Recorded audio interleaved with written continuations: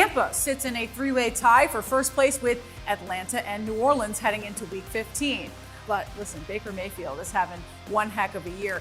He's played twice at Lambeau Field in his career, once with the Browns and once with the Rams, and he lost both times. Also, this is not sunny South Florida. It is very cold up there in Green Bay. To find out if the Bucs can do it this week, let's hear from Rhett Matthew and Evan Wanish from the Cannon Fire podcast.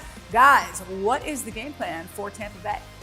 Thanks, Courtney. Rhett and Evan with the Cannon Fire podcast here, taking a look ahead at the Tampa Bay Buccaneers matchup in Lambeau with the Green Bay Packers. For the Bucs, if they're going to have any success on the offense this week, it's going to have to start with running back Rachaad White. He has absolutely come out of his shell in this offense and really helped this run game over the last few weeks.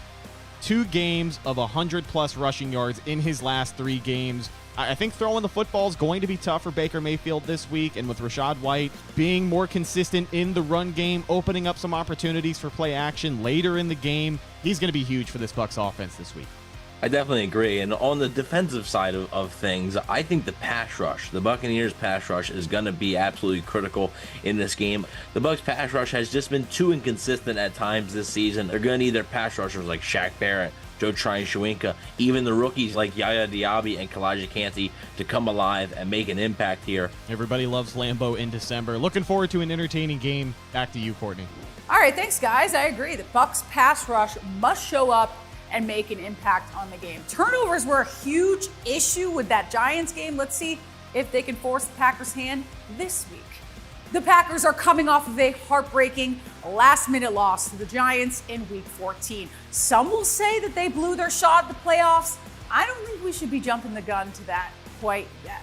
They're a solid team all around. Jordan Love, he just needs to wake up because that loss was on the offense last week.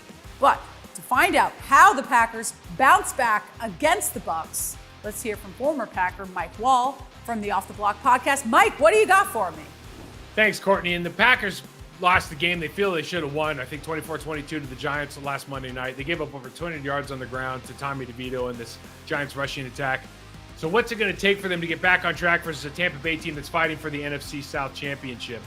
Number one, pre-snap recognition. Jordan Love and this young offensive skill group has really done a good job of identifying, communicating, and executing pre-snap at the line of scrimmage.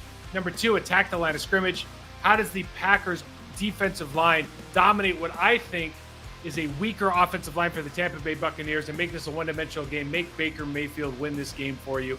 And then third, we have to win the early downs offensively, and that really means running the football. We're not getting consistent effort from the running back position. Our offensive line's not doing a good job of creating opportunities for A.J. Dillon and company to really get moving. Mike Wahle, at Mike Wahle68 on Twitter, Process to Perform on Instagram. The podcast is on my block. We break down tape twice a week, every week. Hope you enjoy it. Back to you, Courtney.